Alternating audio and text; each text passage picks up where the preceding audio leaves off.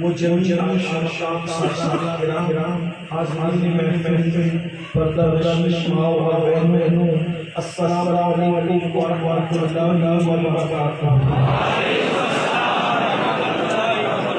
انتہائی احترام و محبت کے ساتھ آپ نے اور شاہی کا اعلان کی بڑی بڑی عزیزت حنیف بے قیمت چاچا مندان ہم غریبوں کے غمگسار فقیروں کی سرور شہریار تاجدار حرم باغ شفاعت شب اسرار روشنی بجنت دانائی بلبل مولائے خلق رسول بصرہ قوم یا علامہ بجمل الفقہ در لام ملمون سر لام مخبر علی مانا ویقول آبو احیا جاجر اسیا مطلب سعادت نئی سعادت خلاصہ کائنات وقت موجودات حضور بڑے اجتبار محمد مصطفی ارواح خدا صلی اللہ علیہ وآلہ وسلم وبارک وسلم کی بارگاہ بے رس پناہ میں جس جلیل سے پناہ سب کر میرے ساتھ پڑھیں الصلاۃ والسلام علیک یا رسول اللہ، الصلاۃ والسلام علیک یا نبی اللہ، الصلاۃ والسلام علیک یا حبیب اللہ،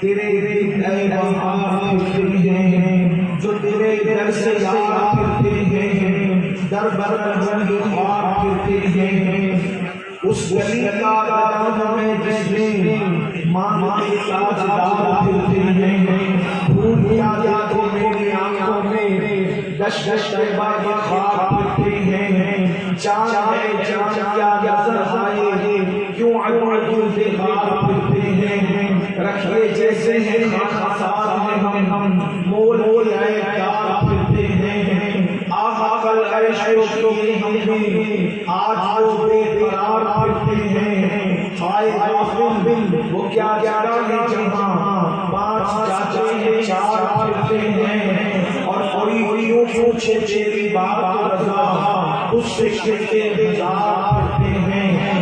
آج کی محفل شہزادہ نور مخلوق استثناء اولاد غوث اعظم دستگیر پیر کامل ولی کامل ولی حضور سید اشرف الاولیاء رحمۃ اللہ علیہ کے صلوات کے موقع پر انعقاد عظیم ہے۔ اللہ تبارک و تعالی اور آپ کی حاضری کو قبولیت کا شرف عطا فرمائے۔ وقت کافی ہوا ہے، تھوڑی دیر کے لیے آیت ایمان سے تلاوت رہی ہے، اس سلسلے میں کچھ معلومات پیش کرنے کی سعادت نصیب کی جا رہی ہے۔ اللہ پاک مجھے کہنے میں آپ سب کو حکم پر اس پر عمل کرنے اور اسے عام کرنے کی توفیق عطا فرمائے۔ اللہ تبارک و تعالی نے فلسفہ کو حیا بیان فرمایا۔ مجھ سے بیشتر آپ نے شہزادہ والا نبی اشرف الاولیاء حضرت علامہ سید معاذ اشرف جیلانی جو ہمارے بڑے بھائی ہیں، ان کا آپ استعمال کیا۔ وہ مجھے بڑا محبت سے کہتے ہیں، حالانکہ وہ میرے دوست ہیں، حالانکہ بڑے ہی ہیں، میں ان سے پہلے دنیا میں آیا ہوں، لیکن بڑے ہی ہیں۔ انہوں نے بڑی نفیس اور بڑی صورت موت و حیات سے متعلق فرمائی۔ میں بھی کی گفتگو کو آگے بڑھانا چاہتا ہوں۔ اللہ رب العزت نے موت اور حیات کا سبب بیان فرمایا۔ ساری بات ہے، اگر ہم نے انسان کو زندگی ہی نہیں دی تو پھر اس موت کو عطا فرمائی۔ اگر اللہ نے دنیا کو بسانا نہیں تھا تو پھر اس کو فنا کرنے کا اعلان کیا۔ جب بسایا گیا تو فنا کرنے کی بات کی جاتی ہے۔ مثال اور میں اللہ کی ذات کو حال سے پاک ہے، لیکن ایک بات جاننے کے لیے کیا جا رہا ہے، اگر بنایا جا ہے اور اس کو بنانے کے بعد جائے تو لوگ کہیں گے کہ بنایا ہے تو توڑنے کی بات کی گئی، مگر یہ انسان ہے جن کا بنانا اور توڑنا انداز کا ہوتا ہے۔ اللہ اکبر، مگر میرے اللہ نے کائنات کا بنانے کی بات فرمائی، بنایا وہی ہے، مگر اس نے یہ بھی فرمایا کل من علیہا فان، سب فنا ہو جائیں گے۔ اللہ رب العزت کی ذات رہنے والی ہے۔ اللہ اکبر، موت پیدا کی ہے تو پھر حیات پیدا کی، اور جب حیات پیدا کی تو پھر موت پیدا کی۔ حیات اور موت کا فلسفہ کیا ہے؟ جب آبادی ہی پیدا کرنی تھی تو ویرانہ کیوں پیدا کروایا؟ اللہ اکبر، تو میرا اللہ حیات اور موت کا فلسفہ یوں بیان فرماتا ہے۔ اللہ اکبر، جہاں ہمارے مسئلے کا بچپن مسائل کا حل مل جائے گا، میرا اللہ فرمانا ہے الذی خلق الموت والحیات لیبلوکم ایکم احسن عملا۔ ہم نے زندگی اور موت کو اس لیے پیدا کیا تاکہ ہمیں آزمائیں، ہمیں جانچیں، ہمارا امتحان لیں کہ کون تھوڑی سی زندگی کو پا کر اچھا عمل کرتا ہے۔ عمل حسن نہیں، احسن۔ اللہ اکبر، تقدیر کے ساتھ آ رہا ہے۔ عمل حسن کے لیے بھی ہمیں پیدا نہیں کیا گیا، عمل حسن کے لیے اللہ نے اچھے عمل جو زیادہ اچھے ہیں، اچھے اعمال کے لیے انسان کو پیدا کیا۔ کیوں؟ موت اور حیات اس لیے پیدا کی گئی، ہمیں جانچا جائے، ہمارا امتحان لیا جائے کہ کون اچھا عمل کرتا ہے، کون بہترین عمل کرتا ہے۔ موت و حیات کا سفر یہ ہے۔ اب مجھے بتاؤ، اللہ اکبر، دنیا میں آنے کے بعد ہم اچھا عمل کرنے کی بجائے ہم برائی کے اندر ڈر گئے۔ اب دیکھیے موت بھی ہے اور حیات بھی ہے، دونوں چیزیں ہیں، اور اس کے بیچ کیا ہے؟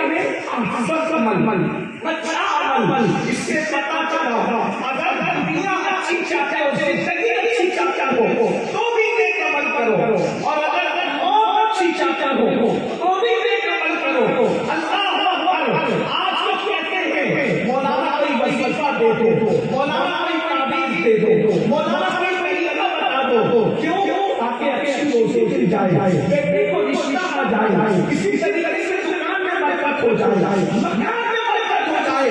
ایک بات میں آپ کروں، آپ کے سامنے حضور تاج العلماء کی شخصیت جلوہ گر ہے، یہ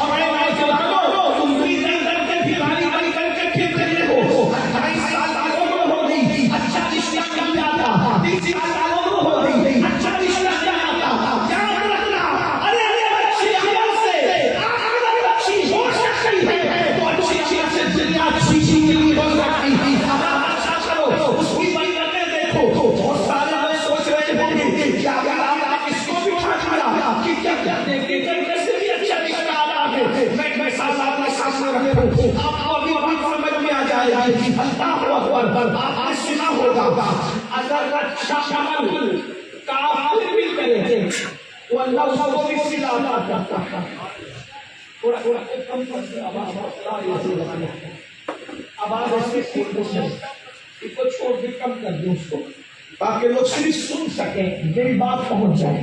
ایکو جو ہے وہ ناخوان کے لیے ضروری ہوتا ہے ہمارے لیے, اس کو بہت ہلکا کر دیتا ہوں ورنہ یہ سمجھ نہیں پا رہے ہیں. بہت ساری باتیں ایسی کان کے اوپر سے چلی جا رہی ہے. ابھی مجھ سے بیشتر جو لوگ بول رہے تھے ایک کو اتنا زیادہ تھا کہ کچھ باتیں سمجھ میں نہیں آ رہی. بات سمجھ میں آنی چاہیے. مقصد تکلیف کا یہ ہے. ایک بار سب مل کر بلند آواز سے درود شریف پڑھیں. على حبيبك خير الخلق كلهم صلاة وسلام عليك يا سيدي يا رسول الله صلاة وسلام عليك يا جد الحسن والحسين وعلى آلك واصحابك يا جد الغوث الثقلين. امید ہے مائیں اور بہنیں بھی یہاں موجود ہیں. اچھا عمل جسے ہم نیکی کہتے ہیں, نیکی اتنا ثمر والا درخت ہے, ایسی پھل لانے والی چیز ہے کہ اگر کافر بھی نیکی کرے تو اللہ اس کو بھی محروم نہیں رکھتا, اللہ کافر کو بھی نیکی کا صلہ عطا کرتا. لیکن چونکہ وہ کافر ہے اس لیے اس کی نیکی کا صلہ اس کو دنیا میں ملتا ہے. وہ بھی اس میں اللہ رب العزت کی طرف سے کوئی کٹوتی نہیں ہے. آخرت میں کافر کو صلہ کیوں نہیں ملتا؟ اس لیے کہ وہ آخرت کو مانتا ہی نہیں. یہ بھی اس کا عمل ہے. وہ آخرت کو نہیں مانتا ہے تو اللہ کہتے تو دنیا کو مانتا ہے, تیری نیکی کا صلہ میں صرف دنیا میں دوں گا چونکہ تو آخرت کو مانتا نہیں ہے. لیکن مومن کی شان یہ ہے کہ اللہ رب العزت اس کی نیکی کا صلہ اس کو دنیا میں بھی عطا کرتا ہے اور آخرت میں بھی عطا فرمائے گا. مگر نیکی کتنی بڑی چیز ہے. اللہ کا دشمن اگر نیکی کرے اللہ اس کو بھی صلہ دیتا ہے. جو خدا دشمن کو نیکی کا صلہ عطا کرے وہ خدا اپنے بندوں کو کتنا صلہ عطا کرتا ہو. غور فرمائے, نیکی کی اہمیت کو سمجھو, نیکی کی اہمیت کو سمجھو. نیکی کیا ہے؟ اللہ کے رسول فرماتے ہیں البر لا یبلا والذنب لا ینسا والدیان لا یموت اعمل ما شئت کما تدین تدان. اور کما قال علیہ الصلوۃ والسلام, نیکی کبھی پرانی نہیں ہوتی. نیکی کوئی کرے نیکی نیکی ہے. نیکی کبھی پرانی نہیں ہوتی. شرابی کرے, کبابی کرے, جھوٹا کرے, مکار کرے, کوئی نیکی کرے, حتیٰ کہ نیکی اگر دکھاوے کے لیے کی جائے تو اللہ اس کا صلہ بھی ضائع نہیں فرماتا. میں بہت ذمہ داری سے کہہ رہا ہوں کیونکہ یہاں شریعت اور طریقت کا سنگم ہے. نیکی اگر دکھاوے کے لیے کی جائے تو اللہ اس کو بھی ضائع نہیں کرتا. مطلب کیا؟ جس نے دکھاوے کے لیے نیکی کی, مطلب پیسہ دیا تاکہ لوگ مجھے سخی کہیں, تو اللہ اس کے مقصد کو بھی پورا کر دیتا ہے کہ تو نے سخی کہلانے کے لیے چندہ دیا, پوری دنیا میں تجھے سخی کہلوا دوں گا. تو نے نمازی کہلانے کے لیے نماز پڑھی, پوری کائنات میں تجھے نمازی کہلوا دوں گا. تو نے مجاہد کہلانے کے لیے اپنے آپ کی جان دے کر کے شہید ہوا, پوری کائنات میں تجھے مجاہد کہلوا دوں گا. تو نے علامہ کہلانے کے لیے تقریر کی, پوری دنیا میں تجھے علامہ کہلا دوں گا. یعنی اگر تو نے جس مقصد کے لیے نیکی کی ہے وہ مقصد تجھے پورا کر دوں گا. لیکن جس نے اللہ کے لیے نیکی کی کہ اللہ راضی ہو جائے تو اللہ اس سے راضی بھی ہو جاتا ہے.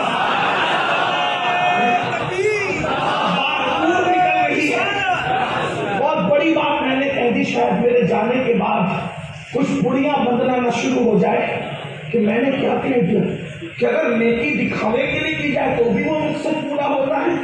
تو حوالے کے طور پہ میں ملفوظ اعلیٰ حضرت پڑھ دیتا ہوں. آپ کے الفاظ میرے ہوں گے, ملفوظ امام کے ہوں گے. امام کے ملفوظات جو الملفوظ کی شکل میں ہے اس کا مفہوم پڑھ رہا ہوں. اگر نیکی دکھاوے کے لیے بھی کی جائے تو بھی کامیاب ہوتا ہے آدمی. لیکن آپ جس نے جس مقصد کے لیے نیکی کی اس کو وہی کما تدین و تدان, جیسا کرو گے ویسا پاؤ گے. وہ جو میں نے کہا تھا, حالانکہ اب میرا عنوان یہ نہیں تھا لیکن آ گئی تو پیش کر دوں. اورنگزیب کا ذکر ابھی حاضر صاحب فرما رہے تھے یا غالباً شاہجہاں بھائی فرما رہے تھے، جو بھی اورنگزیب ایک بادشاہ ہے مغلوں کا. مغل خاندان میں محققین کی تحقیق کے مطابق سب سے بدترین اگر کوئی آدمی ہے تو وہ اکبر ہے، اور مغلیہ خاندان میں سب سے بہترین اگر کوئی انسان ہے تو وہ اورنگزیب ہے. ایک ایسا لبرل بادشاہ گزرا ہے اکھنڈ بھارت میں جس نے ہندو مسلم سکھ عیسائی کی تفریق کے بغیر سب کے ساتھ ایسا سلوک کیا جیسا ایک باپ اپنے بچوں کے ساتھ کرتا ہے. ایک الگ عنوان ہے، لیکن ہم کسی بادشاہ کی صفائی دینے نہیں بیٹھے. لیکن بات آئی تو اس کروں، بادشاہ اورنگزیب کی عادت تھی کہ کوئی مصیبت آئی، کوئی مہم آئی، کوئی مشکل آئی تو وہ ولی تلاش کرتے تھے. زمین کے اوپر ولی ہوتا اس سے بھی دعا لیتے، اور جو اولیاء زمین کے اندر ہوتے اس سے بھی دعا لیتے. اورنگزیب کی عادت تھی. یعنی اس دور کا بادشاہ بھی خوش عقیدہ تھا، اور اتنا خوش عقیدہ تھا کہ وہ جنگ پہ بعد میں جاتا تھا، پہلے دعا کا سہارا لیتا تھا. اس لیے کہ حدیث پاک ہے الدعاء صلاح المؤمن، دعا مومن کا ہتھیار ہے. آج کل کے نوجوان چھوکرے تو ولیوں کا مذاق اڑاتے ہیں، ان کی قبروں کو مٹی کا ڈھیر کہتے ہیں، اور سب کو شک کی نظر سے دیکھتے ہیں کہ ان کی دعا کیا کام آئے گی. اللہ کے بندو، ولیوں کی دعا فوراً قبول ہوتی ہے، اس کے ثبوت بے شمار موجود ہے، لیکن یہاں وہ عنوان بھی نہیں. اورنگزیب جانتے تھے جہاں ہتھیار کی طاقت کام نہیں آتی وہاں اللہ والوں کی دعا کام آتی ہے. نگاہ مرد مومن سے بدل جاتی ہے تقدیریں، جو ہو ذوق یقین پیدا تو کٹ جاتی ہے زنجیریں. اور اقبال نے کہا تھا نگاہ ولی میں وہ تاثیر دیکھی بدلتی ہزاروں کی تقدیر دیکھی. اللہ والے کی تلاش رہتی تھی اورنگزیب کو. زمین کے اوپر اللہ والے تو دعا لیتے، زمین کے اندر ہے تو دعا لیتے. یہ ایک الگ عنوان ہے. اورنگزیب کو ایک مہم درپیش تھی، بڑی جنگ پہ جانا تھا. اورنگزیب نے اپنے سپاہیوں سے کہا یار ایک بڑی جنگ پہ جانا ہے، مہم پہ جانا ہے، کوئی ملتا نہیں. وہ وہاں ہو ہی رہا تھا کہ اورنگزیب کا دربار تھا باپ داداؤں کے گھر سے. مغل بڑے من چلے تھے، سب کی تعریف کو حمایت ہم کرتے بھی نہیں ہیں. مغلوں کے یہاں شعرا ہوتے تھے، ادبا ہوتے تھے، ندیم ہوتے تھے، ادیب ہوتے تھے، خطیب ہوتے تھے، شعرا ہوتے تھے، بڑے بڑے فنکار ہوتے تھے، اور انہوں نے سب کو اپنے درباروں میں رکھ رکھا تھا. تو ان کے اورنگزیب کے باپ داداؤں کے دربار میں بہروپیے بھی ہوتے تھے جو روپ بدلتے تھے. تو اورنگزیب جب بادشاہ بن گئے تو ایک بہروپی آیا، کہا کہ آپ کے باپ داداؤں کے دربار میں میرے باپ دادا رہتے تھے، ہم ایسے بہروپی ہیں نا جناب کہ روپ بدل کے آئے تو کوئی پہچان نہ سکے، روپ بدل کے آئے تو کوئی پہچان نہ سکے. اورنگزیب نے کہا ہمارے یہاں بہروپیوں کی جگہ نہیں، چلے جاؤ یہاں سے.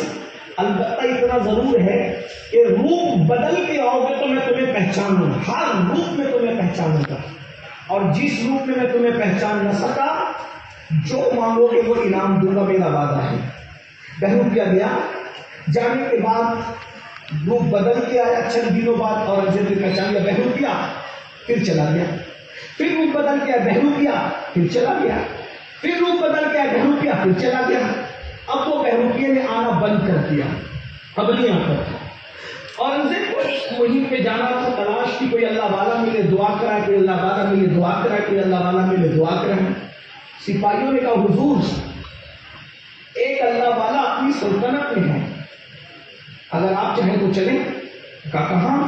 کہا وہ کسی سے بات نہیں کرتا، کسی سے ملتا بھی نہیں، کسی سے کوئی گفتگو نہیں، کسی سے کوئی ملاقات نہیں، بس نماز پہ نماز، نماز پہ نماز، سجدے پہ سجدہ، سجدے پہ سجدہ، عبادت پہ عبادت بھی کرتا ہے. اچھا اتنا نورانی چہرہ ہے حضرت کہ چہرہ دیکھو تو خدا یاد آ جائے. اچھا لوگ نورانی چہرے کو بھی پہچاننے میں دھوکہ کرتے ہیں. لوگ آپ نے تو اتنا ہی سن رکھا ہے نا کہ جس کو دیکھو خدا یاد آ جائے، جس کو دیکھو خدا یاد آ جائے. آپ کس کو دیکھ کے خدا کو یاد کرتے ہیں یہ تو آج تک مجھے پتہ ہی نہیں چلا. اس لیے کہ جس قوم کو نماز میں خدا یاد نہیں آتا اس قوم کو جلسوں میں چہرے دیکھ کے خدا کیسے یاد آتا ہے مجھے سمجھ میں نہیں آیا. یہ بات میرے سمجھ میں نہیں. 20 رکعت تراویح میں خدا یاد نہ آیا, فجر کی 2 رکعت میں خدا یاد نہ آیا. جس قوم کو مسجد میں خدا یاد نہ آیا اس قوم کو جلسے میں خدا کیسے یاد آیا. لیکن بہرحال آپ کے اپنے مسائل آپ جانے, مجھے جتنی بات کرنی میری اوقات. میں ایک چھوٹا سا طالب علم ہوں, وہ بھی بہت چھوٹا سا, کچھ نہیں سیکھا ہے, صرف بزرگوں کی جوتیاں سیدھی. اس لیے میں کوئی بات اپنی اوقات سے بڑھ کے نہیں کہنا چاہتا, مگر اتنا ضرور کہوں گا یہ بھی شعور حاصل کر لو کہ کون سا چہرہ دیکھ کے خدا یاد آتا ہے. خدا کو یاد آنا کس کو کہتے ہیں؟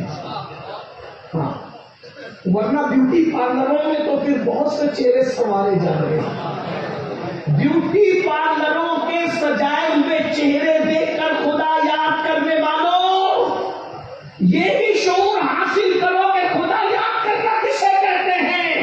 ارے بیوٹی پارلر کے 2-4 گھنٹے کے کریم جسموں پر لگا کر آ کر کے اگر کوئی متاثر کرتا ہے تو وہ لٹیرا تمہارے ایمان کو ڈھونڈ دے گا. خدا یاد آنے کا مطلب یہ ہے کہ اللہ کی خشیت سے دل اتنا چمکدار ہے کہ اس کا چہرہ دیکھ کر کے تمہیں آخرت کی یاد تازہ ہو جاتی ہے, آنکھیں ٹھنڈی ہو جاتی ہے, دلوں کو سکون مل جاتا ہے. اگر ایسا چہرہ زمین میں نہیں ہے تو اس محلے کے اور اس گاؤں کے اور اس شہر کے لوگوں کو میں 28 سال پہلے پیچھے لے جا کر یہ کہہ سکتا ہوں کہ اشرف الاولیاء کا چہرہ دیکھا ہے.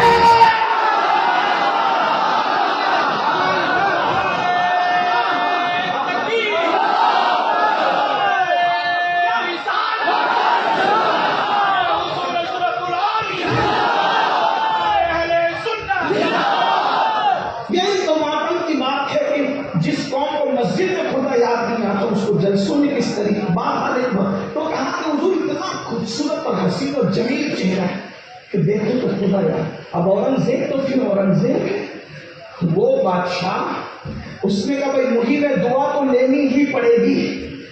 بہت تحفے تحائف لے کر کے گئے اور دیکھا تو نماز پہ نماز, نماز پہ نماز, سجدے پہ سجدے سے عبادت پہ عبادت. بیچارہ بڑے بھولے بھالے چہرے میں اور امامہ خوبصورت اور ابا قبا سب بالکل قاعدے کی تراشی خراشی داڑھی. دور سے اورنگزیب نے جوتے اتار دیے. توجہ آپ کی, توجہ تو آپ کی ہے, بہت خوبصورت توجہ ہے, لیکن غور کریں, سننے سے زیادہ سمجھنے کی بات ہے. بہت دور سے اورنگزیب نے جوتیاں اتار دی, گھٹنے ٹیک دیے اور مشاہدہ کرتے ہوئے سجدے پہ سجدہ, رکوع پہ رکوع, عبادت کی عبادت, عبادت کی عبادت, عبادت کی. بالآخر بادشاہ نے گھٹنے ٹیک کے ہاتھ جوڑ کے کہا اللہ والے, جس اللہ کے لیے عبادت کر رہے ہو اس کے لیے 2 جملے ہم سے بات کر لو. اس نے آنکھوں میں مصنوعی غصہ اور جلال لا کر کہا کیا بات ہے بول. تو ہاتھ جوڑ کے کہا بہت بڑی مہم پہ جانا ہے, اور اورنگزیب کی عادت ہے جب اورنگزیب کسی مہم پہ جاتا ہے تو اپنی طاقت پہ بھروسہ کرنے کی بجائے اللہ والوں کی دعاؤں پر اس کو اعتماد ہے. ہاتھ اٹھا کے دعا کر دے کہ اللہ مجھے کامیاب کر دے. اس نے ہاتھ اٹھا کر دعا کرنے کی بجائے امامہ سر سے اتارا اور امامہ سر سے اتار کے کہا پہچانا, پہچانا. اورنگزیب کی آنکھوں میں خون اتر آیا, پہچانا. میں نے کہا تھا میں تجھے دھوکہ دوں گا اور تو مجھے نہیں پہچانے گا, میں وہ بہروپیہ ہوں. کہا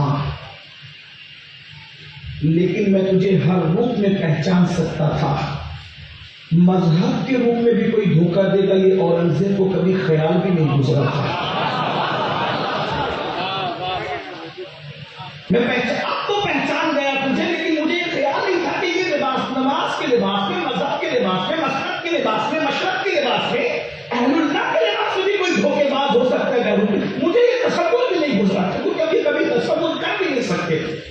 لیکن چونکہ میں نے وعدہ کیا تھا کہ اگر تو مجھے دھوکہ دے لے گا جو مانگے گا تجھے دیں گے. مانگ کیا مانگتا ہے, مانگنے کیا مانگتا ہے. اس کی آنکھوں میں آنسو تھے. اورنگزیب اب کچھ نہیں مانگتا, اورنگزیب اب کچھ نہیں مانگتا. کیوں؟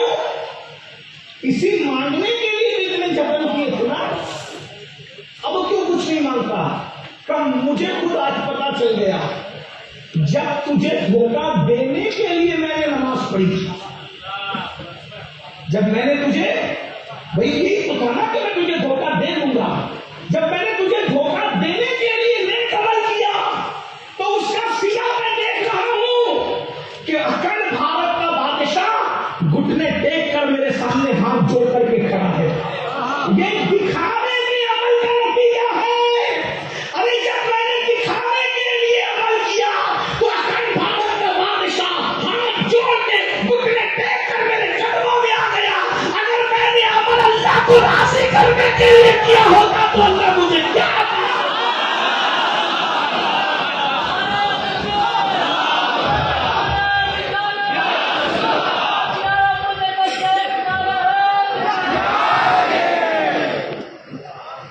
نیکی کو سمجھو نا، نیکی کبھی پرانی نہیں۔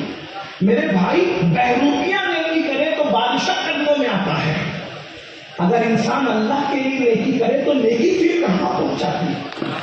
ذرا غور تو کریں، نیکی کی اہمیت سمجھو۔ ہم پیسوں کی محبت میں ڈوب گئے، اللہ کی محبت میں کب آؤ گے؟ نیکیوں کی طرف رغبت کب کرو گے؟ تو میں نے ایک اعلان کیا تھا ابھی تھوڑی دیر پہلے، کیا کہ نیکی اگر کافر کرے تو بھی اللہ صلہ دیتا ہے۔ بیٹی کا رشتہ کوئی چیز نہیں میرے بھائی، جب نیکی سے اللہ ملتا ہے تو بیٹی کو رشتہ کیوں نہیں مل سکتا؟ جب نیکی سے اللہ ملتا ہے تو روزی کیوں نہیں مل سکتی؟ جب بیٹی سے اللہ ملتا ہے اور جنت ملتی ہے تو اچھے مکانات دنیا میں کیوں نہیں مل سکتے؟ کوئی نیکی کر کے تو دیکھے۔ میں نے بات کہی، بچیاں بہنیں بھی بیٹیاں بھی موجود ہیں کہ کیا نیکی سے اچھا رشتہ ملتا ہے؟ میں نے کہا کافر بھی نیکی کرے تو بھی ملتا ہے۔ ایک کافر ہے، اس کی 3 پوتیاں ہیں، کتنی؟ بولے کتنی؟ 3 پوتیاں ہیں، ایران میں رہتا ہے۔ اس کافر کو دنیا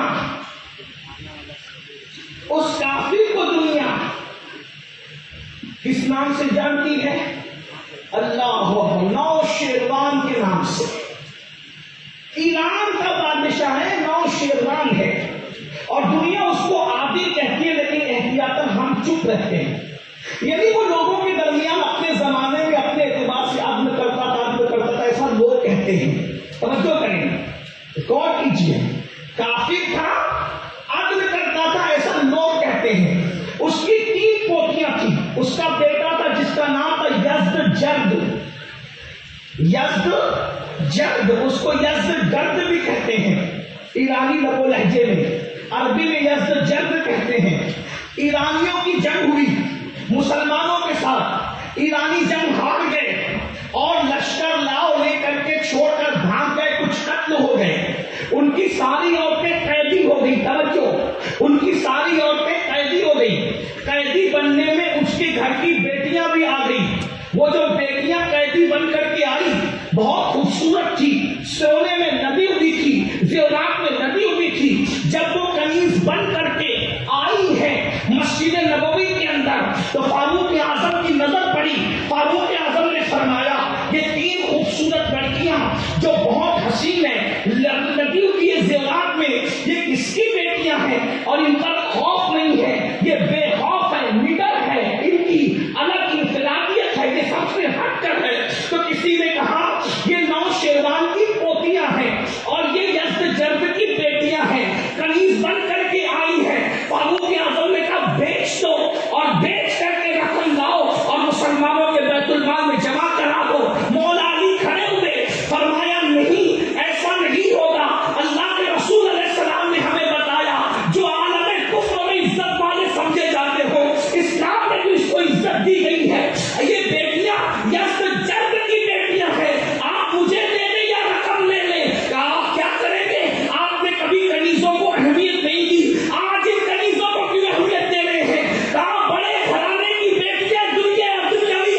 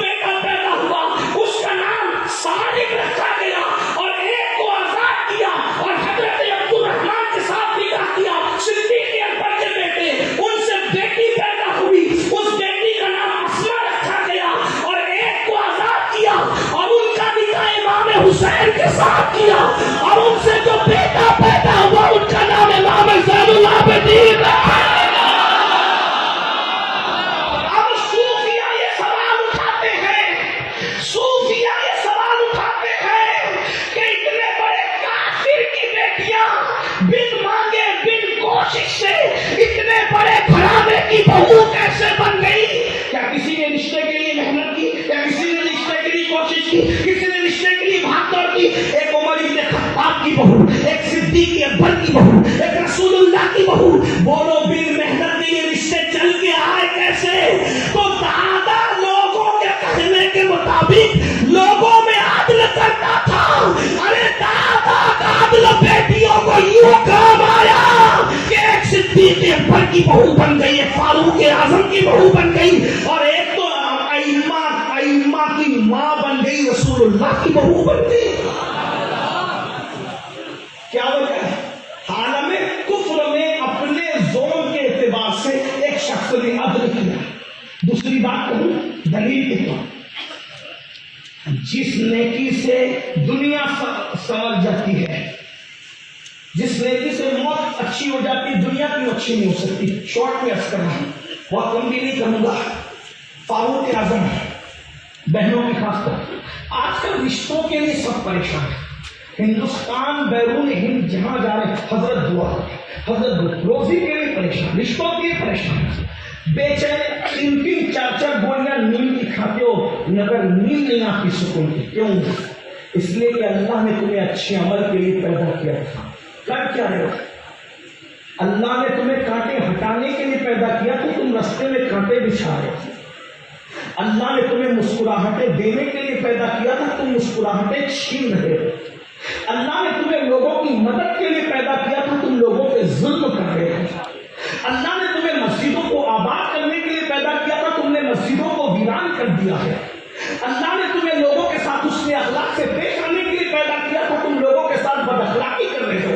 खुद भूखे रह करके लोगों को खाना खिलाने के लिए अल्लाह ने पैदा किया था, तुम दूसरों का लुक़मा छीन करके खा रहे हो। इसलिए तुम्हारी दुनिया भी जहन्नम बन चुकी है, और जिस कौम की दुनिया जहन्नम बन जाए फिर उस कौम की आखिरत का क्या हाल होगा, इसका वो अच्छी तरीके से अंदाजा कर लेते हैं।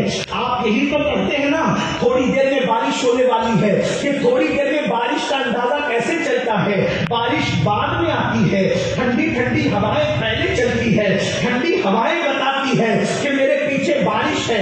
ऐसा ही है ना, अल्लाह अकबर। और जब गर्म हवाएं चलती है तो आप कहते हो अनकरीब आंधी आने वाली है, अनकरीब तूफान आने वाला है। ठंडी हवाएं बारिश का ऐलान करती है, गर्म हवाएं तूफान का ऐलान करती है। अब मुझे बताओ, जब तुम्हारे अमाल की वजह से रातों की तारीखियों में नरम नरम गद्दों पे लेटकर ज़िना की फिल्में देखने वालों, तुम्हें चैन की नींद आएगी, तुम्हें सुकून की नींद आएगी।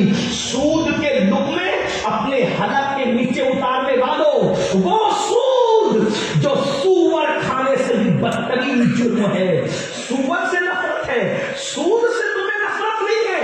बताओ, जब तुम्हारे पेट में सूद के लुक़मे होंगे तो तुम्हें चैन की नींद कैसे आएगी? बच्चों को चोरी का खिलाया, बच्चों को डकैती का खिलाया, बच्चों को हराम खिलाकर उनका खून तैयार किया। जिस खून में बचपन से हराम हो, वो बच्चे माँ बाप के वफादार कैसे होंगे? वो बच्चे माँ बाप के फर्माबरदार कैसे होंगे? बुढ़ापे की दहलीज पर पहुंचने के बाद जब अपनी जवानी में तुम्हारे बच्चे तुम्हें लात मारते हैं तो क्या कहते हो? साहब दुआ कर दो मेरा बच्चा संभल जाए। संभलने का रास्ता तुमने कौन सा छोड़ा है मेरे भाई? जिसका खून हराम से बना हो, जिसने बचपने से दूध भी पिया है तो उस मां का दूध पिया है जिसके पेट में हराम था, जिसका खून और गोश्त हराम की रोटी से परवरिश पाया। जो हराम खा के पलते हैं न कभी वो माँ बाप के वफादार हो सकते, न कभी मुल्क के हो सकते, न कभी मिल्लत के हो सकते। इस्लाही माशरा के जलसे सिर्फ इनकलाब पैदा नहीं कर सकते जब तक हमारे रुकनों की इस्लाह ना हो।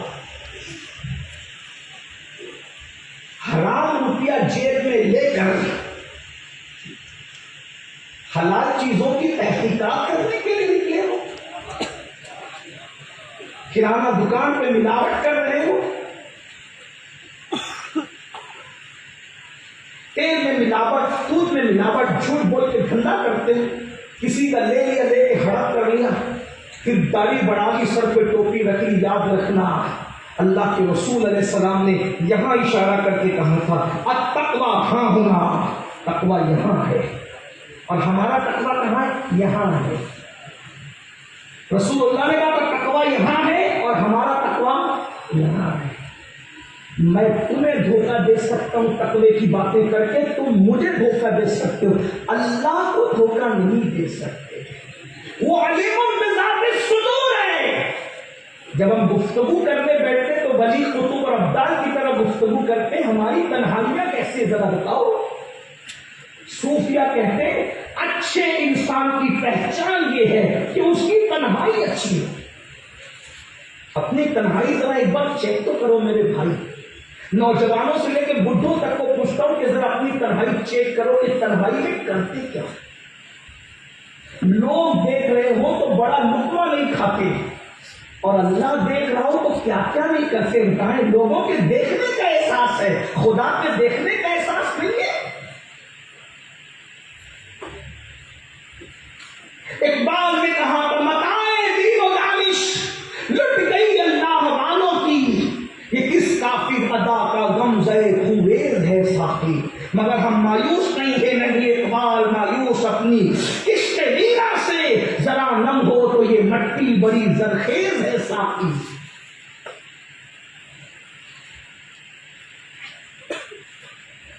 نسلیں تباہ ہو رہی ہے، گناہوں نے ہماری زندگیوں کو برباد کر دیا ہے. اپنی تنہائیاں بہتر کیجیے. مجھے نہیں معلوم کون کیا دیکھتا ہے کیونکہ ہم کو ہے بھی کچھ نہیں، لیکن اتنا ضرور دیکھو کہ اپنی تنہائیاں کیسی ہے. بیٹیوں سے، بہنوں سے، ماؤں سے بھی پوچھتا ہوں تنہائیاں کیسی. کوئی دیکھ رہا ہو تو قوم کی بیٹیاں برقع پہن لیتی ہیں، اور جب کوئی دیکھنے والا نہیں ہو تو پھر کیا کیفیت ہے. اس قوم کی بیٹیاں بیوٹی پارلر تک جا رہی ہیں جس قوم کی بیٹیوں کو مسجد جانے کی اجازت نہیں ہے. تھوڑا توجہ کریں، غور کریں. میں کوئی شاید آپ کی خوشی کی بات نہیں کہہ پا رہا ہوں، کہوں گا بھی نہیں. مجھے بس اتنی تمنا ہے کہ کاش یاد راضی ہو جائے. اللہ کی خوشی کی بات چند جملوں میں کہنا چاہتا ہوں. وہ ذرا بتائیں اسے. دیندار بنتے ہو، مسجدوں کے ذمہ دار ہو، مدرسوں کے ذمہ دار ہو، سماج کے ذمہ دار ہو، داڑیاں بڑھا لی، ہر سال حج ہے، ہر سال عمرہ ہے، حاجی صاحب، نمازی صاحب، یہ صاحب وہ صاحب. کبھی سوچا کہ میرے گھر کی بیٹی بیوٹی پارلر جا رہی ہے، مجھے شرم نہیں آتی، حیا نہیں آتی، غیرت نہیں آتی، جبکہ میری بیٹی کو مسجد جانے کی اجازت نہیں ہے. جس قوم کی بیٹی کو مسجد جانے کی اجازت نہیں، وہ قوم کی بیٹی اگر بیوٹی پارلر جا رہی ہے تو اس باپ کا کیا ہوگا قیامت میں. وہ بیٹی ولیمے میں جا رہی ہے دوپٹے کو مفلر بنا کر، دوپٹے مفلر بنے ہوئے. یہ مولویوں کو کیا سمجھتا ہے؟ یہ دقیانوسی بات کرتے پرانے دور کی. یاد رکھنا، تو نے دنیا کی کتاب پڑھی ہے اور مولوی نے اللہ کی کتاب پڑھی ہے. دنیا کی کتاب پڑھنے والے میں، دنیا کی کتاب میں اور اللہ کی کتاب میں جتنا فرق ہے اتنا ہی فرق کچھ بھی اور مولوی کے درمیان ہے. بیٹیاں دوپٹوں کو مفلر بنا چکی ہیں، بیٹیاں ولیمے میں بے پردہ جا رہی ہیں، شادیوں میں بے پردہ جا رہی ہے، میتوں میں بے پردہ جا رہی ہے. اور اب تو تماشا یہ ہے کہ عاشور کے دن سنگار کر کے مسلمانوں کی بیٹیاں جلوسوں میں نکل رہی، سنگار کر کے. جس دن شہر والوں کا سہاگ گزر گیا، جس دن سیدہ سکینہ کے سر سے باپ کا سایہ اٹھ گیا، جس دن عباس پاک کے غازی عباس کے بازو ختم کر دیے گئے، عباس کے بازو نکال دیے گئے، جس دن معصوم 6 مہینے کے علی اصغر کے حلق پر تیر چلا، اس دن عاشقان اہل بیت کی بیٹیاں بن سمر کر کیا تمہارے حوصلے اور کیا تمہارا عشق نبی اور آل نبی ہے. میں اپنی بہنوں سے کہتا ہوں اتنا عشق نبی اور آل نبی تمہارے سینوں میں ہے کہ علی اصغر کی معصوم گردن پہ جس دن تیر چلا اس دن تیری سنگھار کرنے کی ہمت کیسے ہوئی؟ اگر یہی عشق اہل بیت ہے تو اللہ تمہیں کبھی وہ دن نہ دکھائے، کبھی اپنے بیٹے کی میت پر بھی تو کسی دن ایسا سنگار کر کے دکھا تو ہم جانے کہ آپ کو کتنا عشق ہے۔ اور کوئی روکنے والا بھی نہیں ہے، کوئی ٹوکنے والا بھی نہیں ہے، اور جو روکتے ٹوکتے ان کو کیا کہتے ہیں؟ یہ یزیدی ہے، بلکہ یزیدی نہیں بھی کہتے ہیں، یہ یزیدی ہے۔ یہ تمہارا معیار ہے، علمی معیار ہے، عشق کا معیار ہے۔ اللہ کے بندوں ذرا غور کرو، ذرا سوچو، اللہ کے سچے رسول صادق و مصدوق صلی اللہ علیہ وسلم نے فرمایا جنت کے دروازے پر میں نے شب معراج ایک عبارت لکھی ہوئی دیکھی۔ اللہ کے حبیب فرماتے ہیں کہ میں نے لکھا ہوا دیکھا کہ جنت دیوس پر حرام ہے، حرام۔ تو صحابہ کرام نے پوچھا یا رسول اللہ یہ دیوس کسے کہتے ہیں؟ تو آقا ارشاد فرماتے ہیں جس کے گھر کی عورتیں بے پردہ گھومیں اور وہ منع نہ کرے، وہ دیوس ہے، دیوس۔ اللہ نہ اس کی نمازیں قبول کرتا ہے، نہ دعائیں قبول کرتا ہے، نہ فرض قبول کرتا ہے، نہ نفل قبول کرتا ہے، وہ دیوس ہے، اس پر جنت کی خوشبو بھی حرام ہے۔ کہیں دیوس تو نہیں بن گئے؟ یہ اللہ کے رسول فرما رہے ہیں، ہم تو صرف نقل کر رہے ہیں، ہمیں اپنی بات کرنے کا کوئی حق نہیں۔ تو بہرحال بات دور چلی گئی، کیا کر رہا تھا؟ رشتوں کی بات چل رہی تھی۔ فاروق اعظم کا دور ہے، دور فاروقی میں فاروق اعظم نے اعلان کیا دودھ میں پانی ملا کر نہیں بیچا جائے گا۔ اور پھر فاروق اعظم چیک کرنے کے لیے نکلتے بھی تھے، گلی گھومتے تھے، تلاش کرتے تھے کہ لوگوں کا حال کیا ہے، لوگوں کی کیفیت کیا ہے، لوگوں کا کیا معاملہ ہے۔ تو اچانک رات کی تاریکی اور سناٹے میں فاروق اعظم نے ایک آواز سنی، بوڑھی آواز تھی، کپ کپی تاریکی کا، بیٹی جلدی سے دودھ میں پانی ملا دو اس سے پہلے کہ صبح ہو جائے۔ جب بوڑھی آواز نے رات کا سناٹا توڑا تو ایسے میں جوان آواز اپنی رانائیوں کے ساتھ کانوں سے ٹکرائی کہ امی تمہیں پتا نہیں کہ امیر المومنین نے دودھ میں پانی ملا کر بیچنے سے منع فرمایا ہے؟ بوڑھی عورت نے کہا کہ امیر المومنین تیرا ابھی سو رہا ہوگا، اس کو اپنی خود کی خبر نہیں ہوگی، تیری کیا خبر ہے؟ امیر المومنین نہیں دیکھ رہا، ملا دے پانی۔ اس لڑکی نے کہا نہیں، امیر المومنین نہیں دیکھ رہا ہے مگر اللہ تو دیکھ رہا ہے نا۔ بس یہ بات امیر المومنین کے دل پہ اتنا اثر کر کے اتنی نیک بچی آپ نے دیوار پہ نشان بنا دیا، دیوار پہ نشان بنایا اور چلے گئے۔ صبح اپنے بیٹوں کو بلا کے کہا میں بوڑھا ہو گیا ہوں، اپنا نکاح نہیں کر سکتا، اب شادی نہیں کر سکتا، تم میں سے کون ہے جو اس لڑکی سے شادی کرے جو رات کی تنہائی میں بھی یہ تصور رکھتی ہے کہ اللہ اسے دیکھ رہا ہے؟ ایک بیٹے نے کہا ٹھیک ہے ابا جان میں نکاح کر لوں گا، اور اس کے بعد صبح کو گئے، خود رشتہ امیر المومنین کے گھر کا رشتہ چل کر آیا۔ توجہ آپ بیٹیوں کی توجہ، بہنوں کی توجہ۔ امیر المومنین 3 بر اعظموں پر حکومت کرنے والا امیر المومنین بلا شرکت غیر 3 بر اعظموں کا حاکم کسی کی کٹھیا میں چل کر جا رہا ہے رشتہ لے کر اپنے بیٹے کے لیے۔ کیوں؟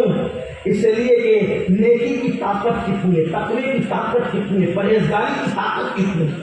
میرے بھائی بڑے سے بڑے وزیر کے نام پہ جلسہ ہوتا تو رات کے 2 بجے یہاں کوئی نہیں بیٹھتا۔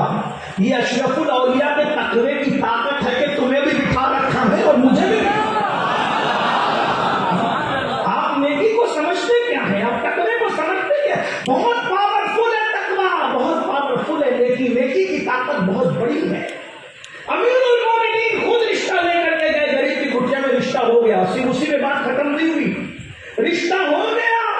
امیر المومنین کی بہو بنی، کس بنیاد پہ؟ دولت کی وجہ سے نہیں، حسن کی وجہ سے نہیں، مال کی وجہ سے نہیں، چاپلوسی کی وجہ سے نہیں، کر و فت کی وجہ سے نہیں، تقوی کی وجہ سے امیر المومنین کی بہو بنی۔ اور صرف بہو نہیں بنی بلکہ اس بچی سے جب اس کی شادی ہوئی تو ایک بیٹی پیدا ہوئی، اور وہ بیٹی عبدالعزیز کی دلہن بنی، اور عبدالعزیز کے گھر میں پھر اسی بیٹی سے بیٹا پیدا ہوا، اور اسی بیٹے کو دنیا نے عمر ابن عبدالعزیز کے نام سے جانا۔ اور یہ پہلی صدی کا مجدد ہے جسے دنیا عمر ابن عبدالعزیز کہتی ہے۔ لوگ کہتے تھے عمر ابن عبدالعزیز کا دور دیکھ کر ہمیں عمر ابن خطاب کا دور یاد آ گیا۔ خلافت راشدہ کی نشاط ثانیہ کر دی اس شخص نے، وجہ نانی کا تقوی ماں کو پہنچا، اور ماں کے تقوی کی برکت نواسے تک پہنچ گئی۔ غور فرمائے، یہ تقوی کی برکت، یہ غور فرمائے۔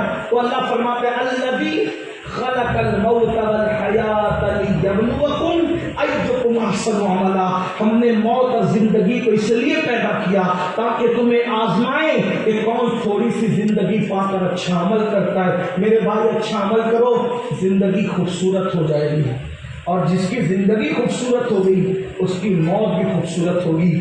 بس دو جملے کہہ کے اپنی بات ختم کرنا چاہتا ہوں. میرے بھائی جب زندگی اچھی سے مراد کیا؟ نرم گدا میرے نزدیک اچھی زندگی نہیں ہے. کسی کہنے والے نے کہا تھا سو جاتے ہیں فٹ پاتھ پہ اخبار بچھا کر، مزدور کبھی نیند کی گولی نہیں کھاتے. نرم گدوں سے پیسوں کے بل پہ نرم گدے خریدے جا سکتے ہیں، سکون کی نیند نہیں خریدی جا سکتی. اچھی زندگی کیا ہے؟ اچھی زندگی کو ایک جملے میں بیان کر دوں. اچھی زندگی کا مطلب یہ ہے جو اللہ کو پسند ہو. اب جملہ سن لیں، بات ایک کی طرف لے جاؤں، وقت زیادہ ہوا، مجھے بھی جانا ہے، اور مخدوم صاحب کا بیان بھی آپ کو، مخدوم ابن مخدوم حضور تاج الاولیاء کا خطاب بھی آپ کو بھی سننا ہے، مجھے بھی سننا ہے. ہمیں ملفوظات حضرت کے سنیں، لیکن توجہ کریں. اللہ کی پسند کی زندگی تم گزارو. توجہ، اللہ کی پسند کی زندگی تم گزارو، تمہاری پسند کی موت اللہ تمہیں عطا فرمائے گا. دنیا میں تم اللہ کی پسند کا خیال کرو، آخرت میں اللہ تمہاری پسند کا خیال فرمائے گا. یہ بات ہے، بس اتنی سی بات ہے، اور کوئی نہیں. فلسفہ موت و حیات نہیں ہے. اللہ کو کیا پسند ہے، اپنی پسند ختم کر، اپنی پسند ختم کر دو، اللہ تمہاری پسند کا خیال فرمائے گا. ایک مثال دوں، حالانکہ وقت زیادہ ہو گیا لیکن مثال دوں، توجہ کریں. کتنے لوگ دل میں ہیں، کوئی بولنا جھوٹ نہیں بولنا، کتنے لوگ ہیں جو مدینہ منورہ جانا چاہتے ہیں؟ سبحان اللہ، سب کو مدینہ منورہ دکھائے، بار بار دکھائے. اور اب یہ بھی صحیح بولنا، کتنے لوگ ہیں جو مدینہ چھوڑ کر آ جانا چاہتے ہیں؟ کوئی نہیں. استاد مولانا حسن بریلوی نے کہا تھا، مر کے جیتے ہیں جو جاتے ہیں مدینے کو حسن. مر کے جیتے ہیں جو جاتے ہیں مدینے کو حسن، جی کے مرتے ہیں جو آتے ہیں مدینہ چھوڑ کر. بھائیوں، عاشقوں کی طبیعت تو یہ ہے کہ اگر مدینہ منورہ اور جنت کو اختیار میں دے دیا جائے کہ مدینے میں رہو گے کہ جنت میں رہو گے، تو عاشق کہتا ہے جنت لے کر کیا کرو، سیر گلشن کون دیکھے دشت طیبہ چھوڑ کر، سوئے جنت کون جائے در تمہارا چھوڑ کر. یہاں کی گلی چھوڑ کے کون جنت میں جائے؟ بولو، مدینے میں رہنا، مدینہ منورہ میں رہنا سب کی پسند ہے کہ نہیں ہے؟ الحمدللہ. بتاؤ، جب میرے اور تمہارے جیسے گنہگار، سیاہکار، بدکار 1450 سال بعد کے عاشقان رسول کی پسند ہے کہاں رہنا؟ مدینہ منورہ میں رہنا. تو وہ امام حسین جو پیدا مدینہ منورہ میں ہوئے تھے، بڑے مدینہ منورہ میں ہوئے تھے، 56 سال تک مدینہ منورہ میں زندگی گزاری تھی. ماں کا خلد آشیاں روضہ کہاں ہے؟ مدینہ منورہ میں ہے. بڑے بھائی کہاں ہے؟ مدینہ منورہ میں ہے. غمگسار نانا کہاں ہے؟ مدینہ منورہ میں ہے. اللہ اکبر. دادا ابی حمزہ کہاں ہے؟ مدینہ منورہ میں ہے. بولو، امام حسین کا سب کچھ کہاں تھا؟ مدینہ منورہ میں تھا. لیکن خود کی پسند کیا تھی؟ مدینے میں رہنا. اور اللہ رسول کی پسند کیا تھی؟ مدینہ چھوڑ کر کربلا جانا. دیکھ رہے، دو پسند ہے. کیا؟ اپنی پسند مدینہ منورہ میں رہنا، اور اللہ رسول کی پسند مدینہ منورہ چھوڑ کر دین بچانے کے لیے کہاں جانا؟ امام حسین کی پسند کیا؟ اگر بات سمجھ میں آ گئی تو جواب دے دیں. امام حسین کی پسند کیا؟ مدینہ منورہ میں رہنا. اللہ رسول کی پسند کیا؟ دین بچانے کے لیے کہاں جانا؟ کربلا محلہ میں جانا. مدینہ منورہ میں ٹھنڈی ہوائیں، کربلا میں ٹپتی ہوئی ریت. مدینہ منورہ میں کندھوں پہ اٹھانے والے، کربلا میں لاش پہ گھوڑے دوڑانے والے. مدینہ منورہ میں ساقیے کوثر، کربلا کے اندر پانی پر پیرا بٹھانے والے. بولو، راحتیں یہاں تھی، مصیبتیں وہاں تھی، لیکن امام حسین نے بتایا سب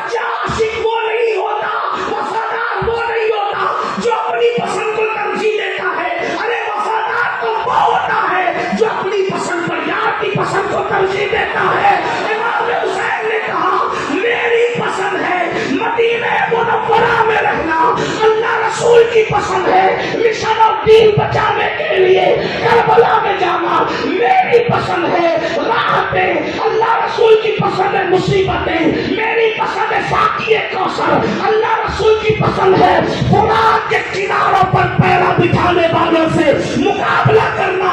امام حسین نے اپنی پسند کو قربان کر دیا تو اللہ نے انعام یہ دیا، حسین تو نے دنیا میں میری پسند پر اپنی پسند کو قربان کر دیا، میں نے جو چاہا وہ تو نے دنیا میں کیا، اب تو جو چاہے گا وہ تیرے ساتھ کیا جائے گا۔ ارے قبروں کے نشان مٹ جاتے ہیں لیکن جب تک دنیا رہے گی تیرا گنبد و مینار چمکتا رہے گا، ہر محلے میں تیری نسلیں آباد رہے گی، ہر جگہ تیرا ذکر آباد رہے گا۔ اللہ اکبر، دوستوں سے بھی تیرے ڈنکے بجواؤں گا اور دشمنوں سے بھی درود ابراہیم پڑھوا کر کے تیرے ذکر کرواؤں گا۔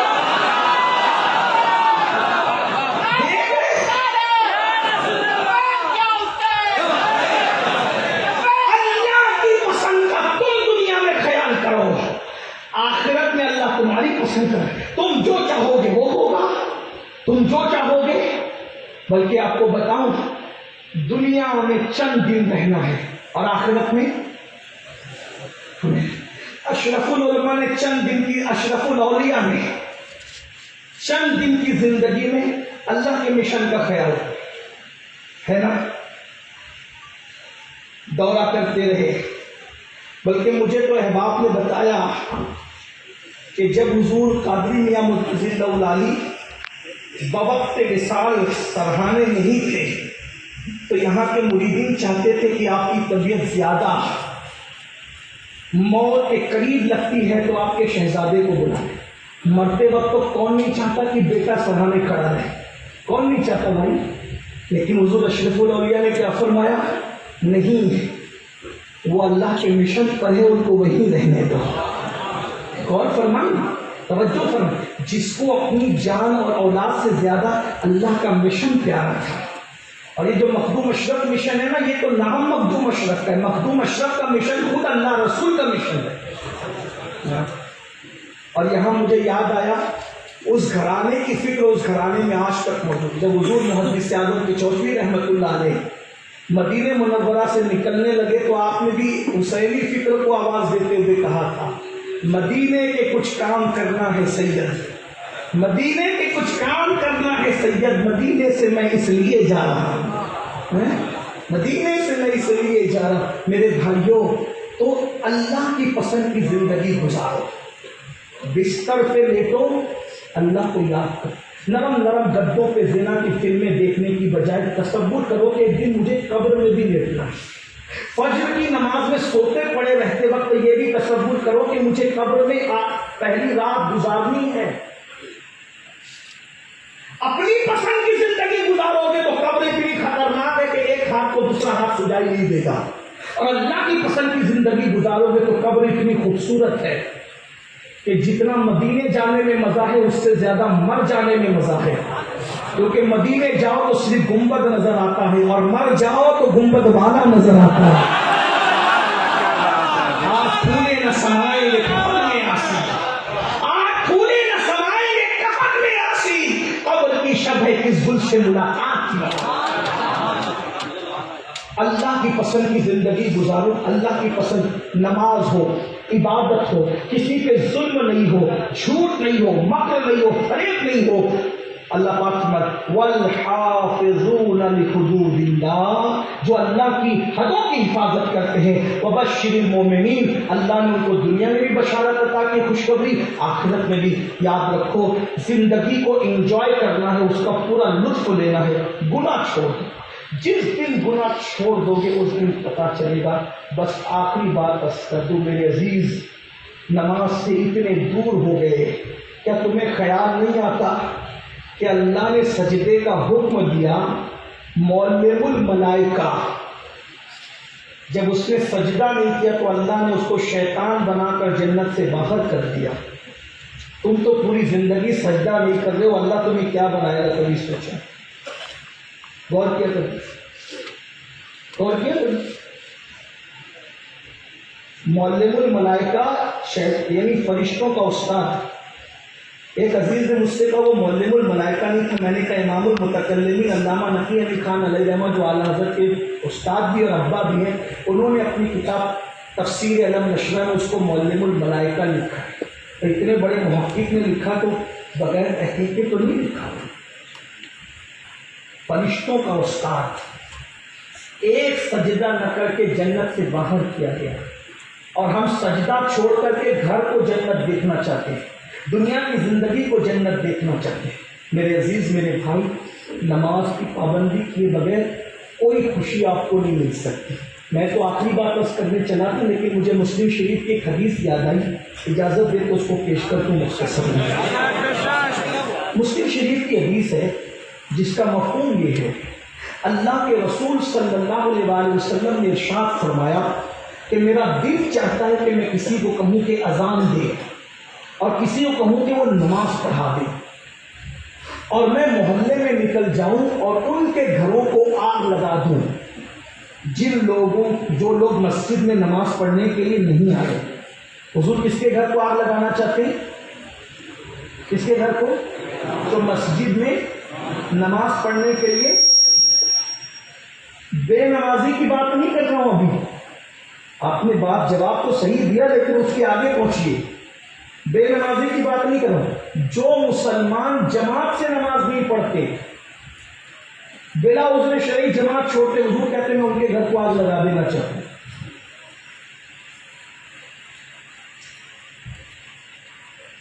بھائیوں جو جماعت سے نہ پڑھے حضور اس کو آگ لگا دینا چاہتے ہیں. جو سرے سے پڑھتے ہی نہیں, جو جمعہ بھی نہیں پڑھتے. اب ہم کیا کہنے لگے, مولانا کیا نماز کی اہمیت ہے, دیکھو حضور علیہ السلام ان کے گھر کو آگ لگا دینا چاہتے ہیں جو مسجد میں نہیں آتے. میں نے کہا صرف یہ بات نہیں ہے, ستاروں کے آگے جہاں اور بھی ہے. اس حدیث کو دوسری حدیث سے سمجھو. ام المومنین سیدہ طیبہ طاہرہ سیدہ عائشہ صدیقہ رضی اللہ تعالیٰ عنہا فرماتی ہیں کہ میں دیکھتی ہوں, کیا دیکھتی ہوں, کہ اللہ اپنے محبوب کی چاہت کو پورا کرنے میں بڑی جلدی کرتا ہے. توجہ, اما عائشہ صاحب کیا کہہ رہی ہیں, میں دیکھتی ہوں کہ اللہ محبوب کی چاہت کو پورا کرنے میں. ارے محبوب کی دعا کی قبولیت تو بہت بڑی چیز ہے. محبوب دعا نہ مانگے, صرف چاہ لے, صرف چاہ لے, تو اللہ ان کے چاہنے پر کیا کرتا ہے. 4 رکعت نماز کی نیت کی, نگاہ آسمان کی طرف اٹھی, تانا دینے والے بدبخت تانا دے رہے ہیں کہ دین نیا نہ آئے, پرانا قبلہ مسجد اقصی استعمال ہو رہا ہے. کاش کہ بیت المقدس کی بجائے میرے دادا کا بنایا ہوا کعبہ قبلہ ہو جائے. حضور نے کہا نہیں, چاہا. 4 رکعت اللہ نے پوری ہونے نہیں دی. گویا کہ کہا جا رہا ہے محبوب ہماری عبادت بعد میں پوری ہوگی, پہلے تیری چاہت پوری کی جائے گی.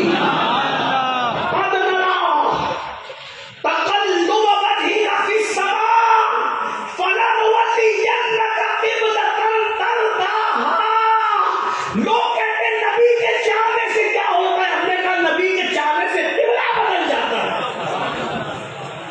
اور کس شان سے قبلہ